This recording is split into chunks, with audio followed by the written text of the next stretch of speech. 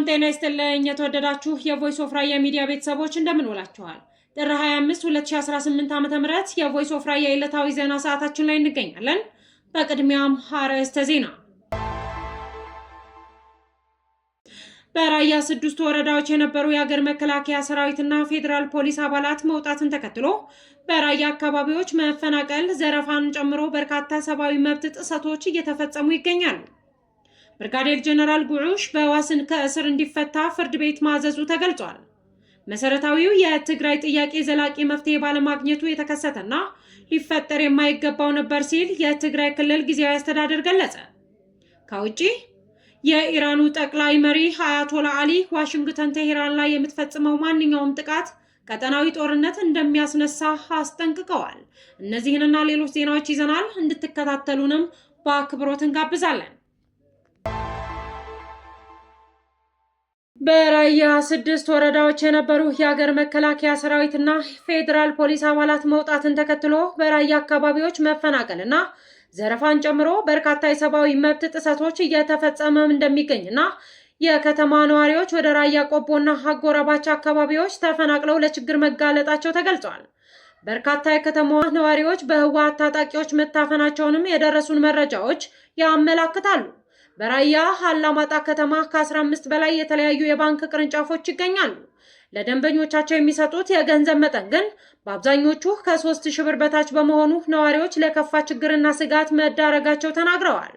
አንዳንድ መሰረታዊ ሸቀጦች ዋጋ የጭማሪ ያሳዩ ሲሆኑ በቡድኑ የተደራጁ ዘራፊዎች በርካታ ወንጀል በነዋሪው ላይ እየፈጸሙ እንደሚገኙ የደረሰን መረጃም ያመላክታል። ከ5 ቀናት በላይ ያስቆጠረው ግጭትም በተለይ በራያ ነዋሪዎች መፈናቀል ምክንያት መሆኑን የኢትዮጵያ ሰብአዊ መብቶች ኮሚሽን ኢሰማኮ አሳውቋል። በእነዚህ አካባቢዎች የተቀሰቀሰው ግጭትና ወታደራዊ እንቅስቃሴን ተከትሎ ሁኔታው ወደ ጦርነት ሊሸጋገር ይችላል የሚል ስጋት መፍጠሩን ኮሚሽኑ ገልጿል። ብሔራዊ የሰብአዊ መብት ተሟጋች ባወጣው መግለጫ በእነዚህ ግጭቶች የተቀሰቀሱት ከባለፈው ሳምንት እሁድ ጥር 17 ጀምሮ መሆኑንም ኢሰማኮ አመላክቷል። ግጭቶቹ የፕሪቶሪያው የሰላም ስምምነትን ተከትሎ በአካባቢዎቹ ሰፍኖ የነበረውን አንጻራዊ ሰላምና መረጋጋት ወደ ኋላ የሚመልስ እንደሆነ ኮሚሽኑ አመላክቷል። ከዚህም አልፎ የአካባቢዎቹን ነዋሪዎች ለተጨማሪ ጉዳት፣ መፈናቀልና ሌሎች ከፍተኛ የሰብአዊ መብት ጥሰቶች የሚያጋልጥ እንደሆነ የሰብአዊ መብት ተሟጋች ተቋሙ በመግለጫው አጽንኦት ሰጥቷል። በግጭቱ ተሳታፊ የሆኑ ሁሉም አካላት ችግሩን ከሚያባብሱ ድርጊቶች እንዲቆጠቡ ጥሪ ያቀረበው ኢሰማኮ የግጭቱ ተሳታፊዎች በሲቪል ሰዎችና መሰረታዊ ልማቶች ላይ ጥቃቶችን ከማድረስ እንዲቆጠቡም አሳስበዋል። እነዚህ አካላት ለግጭት መነሻ የሆኑት ልዩነቶች በሕግ መሰረት በምክክርና በመግባባት ለመፍታት በቁርጠኝነት እንዲሰሩ ኮሚሽኑ ጠይቋል። ማናቸውም እርምጃዎች የሰብአዊ መብቶችን መርሆችን ያከበሩ መሆን እንዳለባቸውና በሰብአዊ መብቶች ላይ የሚጣሉ ገደቦች በዓለም አቀፍና ብሔራዊ የሰብአዊ መብት ማዕቀፎች መሰረት የህጋዊነት፣ የጥበቃ አስፈላጊነትና የተመጣጣኝ መርሆችን ያከበሩ እንዲሆኑም ኢሰማኮ በመግለጫው አስገንዝቧል። ጉዳዩ የሚመለከታቸው አካላት በማነጋገር የተፈጠረውን ግጭት በውይይት የሚፈታበትን ሁኔታ ለማመቻቸትም ጥረት እንደሚያደርግ ኢሰማኮ ገልጿል። ብርጋዴር ጀነራል ጉዑሽ ገብረ ፍርድ ቤት በዋስ ከእስር እንዲፈቱ ፍርድ ቤት ማዘዙ ተገልጿል። በትግራይ ክልል የአርሚ 15 የቀድሞ አዛዥ የሆኑት ብርጋዴር ጀነራል ጉዑሽ ገብረ ለበርካታ ቀናት በትግራይ ክልል በእስር አሳልፈው ነበር። በትግራይ ክልል የሰሜን ምስራቅ ግንባር ስር ከሚገኙ አርሚዎች መካከል አንዷ የሆነችው የአርሚ 15 አዛዥ የነበሩትና የቀድሞ ፕሬዝዳንት ጌታቸው ረዳ ከስልጣን የተነሱበትን አግባብ በመቃወማቸው ለ1 ዓመት ገደማ ከአርሚ አዛዥነት ታግደው የቆዩት ብርጋዴር ጀነራል ጉዑሽ ገብረ ጥር 9 2018 ዓ.ም አመሻሽ ላይ ለስብሰባ ተጠርተው መታሰራቸው ይታወሳል። በሜጀር ጀነራል ማሾ በየነ የሚመራው የሰሜን ምስራቅ ግንባር ሲሆን በጀነራሉ ላይ የቀረበው ክስ ደግሞ አንደኛ ከጠላት ጋር ማበር፣ ሁለተኛ ሰራዊት በማፍረስ ተግባር ላይ መሰማራት እንዲሁም የበላይ ኃላፊዎችን ትዕዛዝ መጣስ የሚል እንደሆነ በተሰራጨው የአንድ ገጽ ሰነድ ላይ ሰፍሯል። በመሆኑም ጀነራሉ ጥር 25 2018 ዓ.ም በዋስ ከእስር እንዲፈቱ ፍርድ ቤቱ ማዘዙ መረጃዎችም ያሳያሉ። መሰረታዊ የትግራይ ጥያቄ ዘላቂ መፍትሄ ባለማግኘቱ የተከሰተና ሊፈጠር የማይገባው ነበር ሲል የትግራይ ክልል ጊዜያዊ አስተዳደር ገለጸ። የትግራይ ክልል ጊዜያዊ አስተዳደር ከሰሞኑ በፌዴራል መንግስትና በኢትዮጵያ ኃይሎች መካከል የተካሄደውን ግጭት ሊፈጠር የማይገባው ነበር አሉ። በግጭቱ ምክንያት የተቋረጠው የኢትዮጵያ አየር መንገድ በረራ ዳግም እንዲጀምር ለፌዴራል መንግስት ጥያቄ ማቅረቡንም አስታውቀዋል። በጀነራል ታደሰ ወረደ የሚመራው የትግራይ ክልል ጊዜያዊ አስተዳደር ይህንን ያለው ወቅታዊ ጉዳዮችን አስመልክቶ እሁድ ጥር 24 2018 ዓ.ም ባወጣው መግለጫ ነው። የትግራይ ኃይሎች የሀገር መከላከያ ሰራዊት ካለፈው ሳምንት መጀመሪያ አንስቶ ግጭት ውስጥ ገብተዋል ብሏል። የኢትዮጵያ ሰብአዊ መብት ኮሚሽን ባለፈው ሳምንት መጨረሻ ያወጣው መግለጫ እንደሚያመለክተው ግጭቱ የተቀሰቀሰው በትግራይ አማራና አፋር ክልሎች በሚገኙ አዋሳኝ አካባቢዎች ላይ ነው። የትግራይ ክልልና የአማራ ክልሎች በሚወዛገቡበት ጸለምት በሚገኘው ማይዳጉሻ፣ ማንጫራና ሌሎች ስፍራዎች በከባድ መሳሪያ የታጀበ ውጊያ መታየቱን ሪፖርቱ አመላክቷል። አርብ ሌሊትና ቅዳሜ ንጋት ላይ ደግሞ በማዕከላዊ ትግራይ ዞን በሚገኙ 2 ከተሞችና 1 ወረዳ ላይ በተፈጸመ የድሮን ጥቃት 1 ሰው ሲገደል 1 ሰው ደግሞ እንደቆሰለ የክልሉ መንግስት አስታውቋል። እስካሁን ድረስ ግጭቱን በተመለከተ ከፌዴራል መንግስት በኩል በይፋ የተባለ ነገር የለም። የትግራይ ጊዜያዊ አስተዳደር በበኩሉ እሁድ ምሽት ባወጣው መግለጫ አዲሱ ግጭት የትግራይ ጥያቄ ዘላቂ መፍትሄ ባለማግኘቱ ምክንያት የተከሰተ እንደሆነ ገልጿል።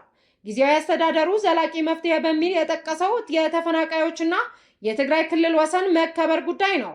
በትግራይ ዘላቂና አስተማማኝ ሰላም ሊረጋገጥ የሚችለው ተፈናቃይ ወገኖች ዋስትናቸው ተጠብቆ ወደ ቀያቸው ሲመለሱና የትግራይ ህገ መንግስታዊ ወሰን ሲከበር መሆኑ ጊዜያዊ አስተዳደሩ ያምናል ብሏል። እነዚህ ጉዳዮች መሰረታዊና ብቸኛ ጥያቄዎች መሆናቸውን የገለጸው ጊዜያዊ አስተዳደሩ የድንገተኛ ግጭት መነሻ ሊሆን እንደሚችልም በመግለጫው አስፍሯል። ጊዜያዊ አስተዳደሩ እነዚህ ጥያቄዎች በሰላማዊና ፖለቲካዊ መንገድ መፍታት እንደሚችሉና እንደሚፈቱም እንደሚገባ በጽኑ እንደሚያምን አሳውቋል። ከዚህ ውጭ ያለው መንገድ ዘላቂና አስተማማኝ ሰላም ሊያረጋግጥ እንደማይችል በመግለጫው የጠቀሰው ጊዜያዊ አስተዳደሩ ካለፈው ሳምንት አንስቶ የተቀሰቀሰው ግጭትም መሰረታዊ የትግራይ ጥያቄ ዘላቂ መፍትሄ ባለማግኘቱ ምክንያት የተከሰተና ሊፈጠር የማይገባው ነበር ብሏል።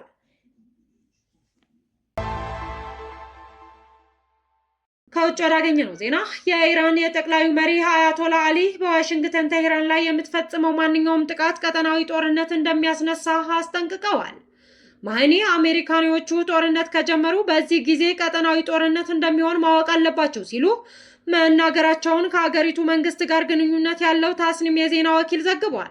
የአሜሪካው ፕሬዝዳንት ዶናልድ ትራምፕ ኢራን ቁም ነገር ያለው ውይይት ላይ እንደሆነችና ይህ ውይይት ተቀባይነት ያለው ውጤት እንደሚያደርስ ተስፋ ማድረጋቸው ገልጸው ነበር። የኢራን የውጭ ጉዳይ ሚኒስትር አባስ አራጌቺ በበኩላቸው በቴህራን የኒውክሌር መርሃ ግብር ላይ ስምምነት ላይ መድረስ እንደምንችል እርግጠኛ ነኝ ሲሉ ለሲኤንኤን ተናግረዋል። ፕሬዝዳንት ትራምፕ የኢራን ኒውክሌር የማበልጸግ ፍላጎትና ጸረ መንግስታዊ ተቃዋሚዎች ላይ በወሰደችው በሺዎች የሚቆጠሩ ሰዎች የገደለ እርምጃ ምክንያት በማድረግ ጣልቃ እንደሚገቡ ዝተዋል። የኢራን የውጭ ጉዳይ ሚኒስትር አራጌቺ እንደ አለመታደል ሆኖ አሜሪካን እንደ ተደራዳሪ አጋር ለማየት ያለን እምነት አጥተናል ብለዋል። ሆኖም በቀጠናው ባሉ ወዳጅ ሀገራት በኩል የሚደረገውን የመልእክት ልውውጥ ከዋሽንግተን ጋር ፍሬያማ ንግግር እንዲኖር እያመቻቹ መሆኑን አክለዋል። የኢራን ከፍተኛ የደህንነት ባለስልጣን አሊ ላራጂኒ የድርድር ማዕቀፍ የማዘጋጀት ሂደት ለውጥ እየታየበት እንደሆነ ገልጸው ነበር። የዩኤስኤስ አብርሃም ሊንከን የተሰኘው የአውሮፕላን ተሸካሚ መርከብ ወደ አካባቢው ልካለች። ባለፈው ሳምንት ደግሞ የአሜሪካ ማዕከላዊ እዝ በአረቢያን ባህር ላይ እየተንቀሳቀሰ መሆኑን አሳውቋል። የኢራን ጠቅላይ መሪ ኻሜኒ በየጊዜው መርከቦችን አመጣለሁ ይላል፣ የኢራን ህዝብ ግን እነዚህን ነገሮች አይፈራም ብለዋል። ኢራን ከዓለም ወሳኝ የመርከብ መተላለፊያዎቹ አንዱ በሆነው ሄርሙዝ ወሽመጥ ላይ ከእሁድ ዕለት አንስቶ ለ2 ቀናት የሚቆይና ተኩስ የሚያካትት የባህር ኃይል ልምምድ ማድረግ እንደምትጀምር ሲጠበቅ ነበር። ይሁን እንጂ የዜና ወኪሉ ሮይተርስ ያነጋገራቸው አንድ የኢራን ባለስልጣን የኢራን አብዮታዊ ዘብ የባህር ኃይል እንዲህ አይነት ልምምድ የማድረግ እቅድ እንደሌለው መግለጻቸው እሁድ ዕለት ዘግቧል። የዓለም ገበያ ላይ ከሚቀርበው ነዳጅ ውስጥ 1/5 የሚሆነውን የሚተላለፈው ኢራን በምትቆጣጠረው የሄርሙዝ ወሽመጥ በኩል ነው። ቴህራን ከዚህ ቀደም ጥቃት የሚሰነዝርባት ከሆነ ወሽመጡን እንደምትዘጋ ዝታ ነበር። የተወደዳችሁ የቮይስ ኦፍ ራያ ሚዲያ ቤተሰቦች ዛሬ ጥር 25 2018 ዓ.ም ዜና ጥንቅራችን ይህንን ይመስል ነበር። ስለተከታተላችሁን እጅግ አድርገን እናመሰግናለን። ሰላም